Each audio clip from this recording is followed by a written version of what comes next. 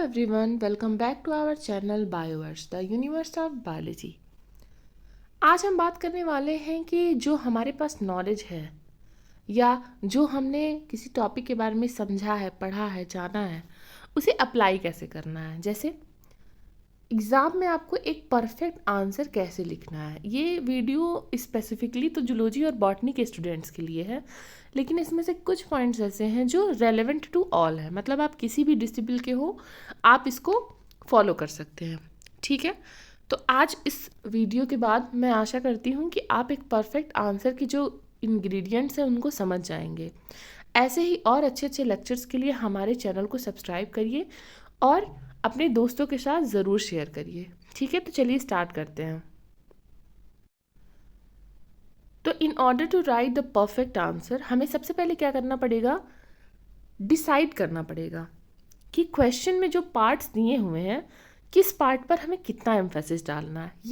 ये पॉइंट कब अप्लाई होता है, जब क्वेश्चन जो आपके मल्टी लेयर्ड है, मतलब more than one part of question is asked in your question. ठीक है, कई सारे छोटे छोटे क्वेश्चन को मिलाकर एक बड़ा क्वेश्चन बनाया गया, तब ये चीज़ अप्लाई होती है कि decide and distribute the emphasis.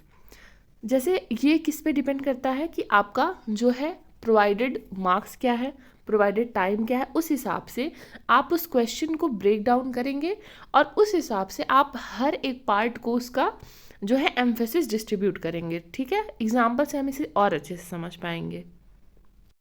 अब देखिए, फॉर एग्जाम्पल यहाँ पे क्वेश्चन है, what is electrophoresis, discuss principle and technique of electrophoresis, describe different types of electrophoresis.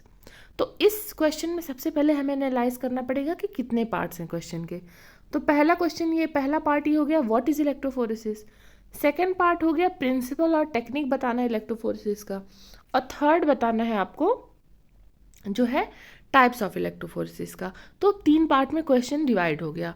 तो क्या आप तीनों पार्ट को एक ही बराबर एम्फेसिस देंगे? मतलब समझ लीजिए आपके एग्जाम में पेज लिमिट है, इस आंसर को आपको 4 पेजेस में जो है बताना है। ठीक है, 4 पेजेस कहिए या फिर वर्ड लिमिट लगाइए 250 वर्ड्स, 300 वर्ड्स। ठीक है, तो आपको इतने में इसको बताना है। तो क्या आप व्हाट इज इलेक्ट्रोफोरेसिस को भी वही वेटेज देंगे जो आप उसके प्रिंसिपल और टाइप्स में देंगे? तो ऐसा नहीं होगा। इसी को हम कहते हैं distribution of emphasis while writing an answer. तो व्हाट इज इलेक्ट्रोफोरेसिस, इसमें आपको सिर्फ डिफिनीशन लिखनी है। ठीक है, इसके बारे में आप एक अच्छा सा 5-6 लाइंस का जो है अच्छा सा इंट्रो लिख देंगे और ये पार्ट आपका डन हो जाएगा। लेकिन अब जो सेकेंड पार्ट है और जो थर्ड पार्ट है, इसमें हमें सिमिलर एम्फेसिस रखना पड़ेगा। मतलब लगभग 1-1.5 पेज का आपको प्रिंसिपल और टेक्निक लिखना पड़ेगा और वैसे ही 1-1.5 पेज का आपको इलेक्ट्रोफोरेसिस के टाइप्स लिखने पड़ेंगे। ठीक है, तो क्वेश्चन किस तरह का पूछ रहा है, पेज का लिमिट है, वर्ड का लिमिट है, टाइम का लिमिट है, उस हिसाब से हम क्वेश्चन को ब्रेक डाउन करते हैं।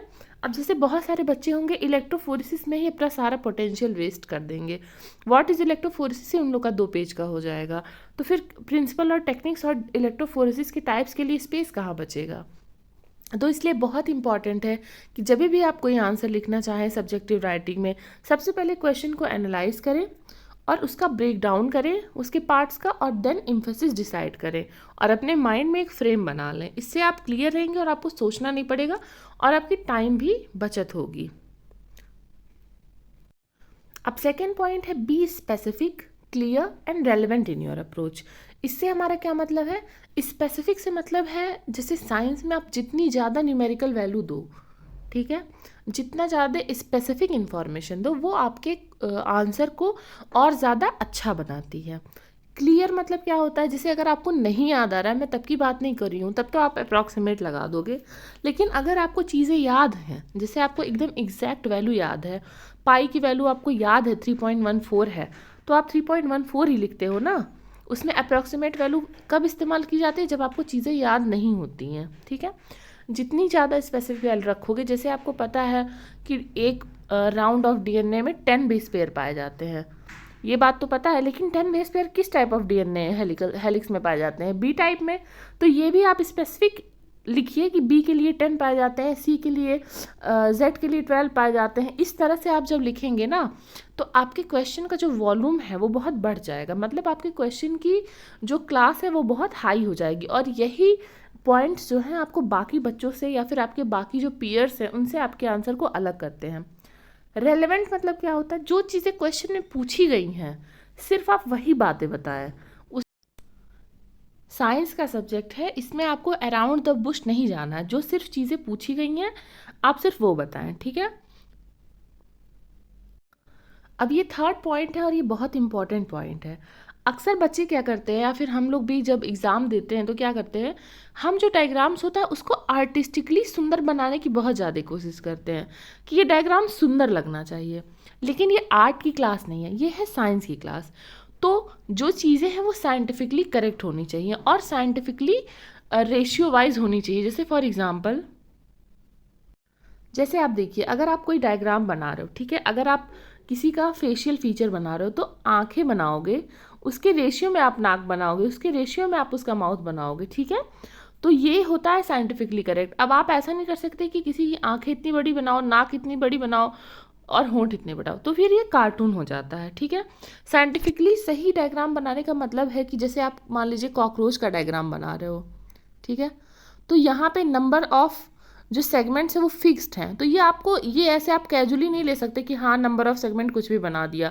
तो ये सब चीज़ें आपको ध्यान देनी पड़ेंगी कि साइंटिफिकली जो फैक्ट्स हैं वो एक्यूरेट होने चाहिए, भले ही आर्टिस्टिकली ना सही हो बट साइंटिफिकली वो एकदम 100% सही होना चाहिए, ठीक है।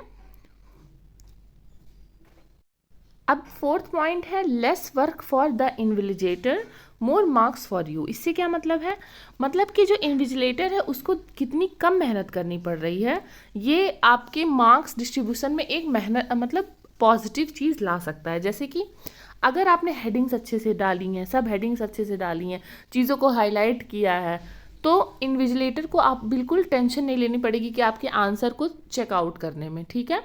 आप सब कुछ एकदम अच्छे से प्रेजेंट कर रहे हो, आप अच्छे से थाली में सजा कर उन्हें आंसर दीजिए तो वो भी नंबर अच्छे से आपको देंगे। और अगर आपने हौच पौच मचाई हुई है या फिर आप एकदम कहीं पे भी कुछ भी स्टार्ट कर दिया है, ना अच्छे से फ्रेमिंग की है, ना अच्छे से इंट्रो लिखा है, तो इन्विजिलेटर को दिमाग चलाना पड़ेगा कि हाँ आंसर कहाँ से कहाँ तक है, या फिर तो ये सब चीज़ें आपके लिए जो है नेगेटिवली अफेक्ट करती हैं। कंटेंट अच्छा होने के बाद भी ये सब चीज़ें नेगेटिवली अफेक्ट करती हैं। और क्लियर राइटिंग हो तो क्या ही बात है, तो फिर आंसर का लेवल और एलिवेट हो जाता है। अब फिफ्थ यूनिट है recognise the power of multiple headings and sub headings. अब जैसे इसके पिछले वाले पॉइंट में बताया कि जितने अच्छे से आपने क्वेश्चन की फ्रेमिंग की है उतना ही अच्छा जो है इन्विजिलेटर आपसे खुश होंगे और उनको मेहनत नहीं करनी पड़ेगी, तो आपको बेटर मार्क्स मिलने के चांसेस हैं। अब यहाँ पे multiple headings and sub headings का क्या मतलब है, जैसे हम हेडिंग्स के अंदर जो कंटेंट लिखते हैं, ठीक है, जैसे आपने एक हेडिंग डाल दी और आपने कंटेंट लिखना शुरू कर दिया, ये ज़्यादा अच्छा लगेगा या आपकी मल्टीपल हेडिंग्स वहाँ पर पड़ी रहेंगी तो ज़्यादा अच्छा लगेगा। आप खुद इमेजिन करिए, ठीक है। छोटे छोटे टुकड़ों में आंसर को बांटना सीखिए। अगर सब हेडिंग्स नहीं प्रोवाइडेड है तो आप बनाना सीखिए कि हाँ ये इसका कंटेंट है, ये इसका इंट्रो है, ये इसकी टेक्नोलॉजी है, ये इसका मेथडोलॉजी है। इस तरह से आप अपने क्वेश्चन के हिसाब से अपने आंसर को भी ब्रेक डाउन करिए, ठीक है।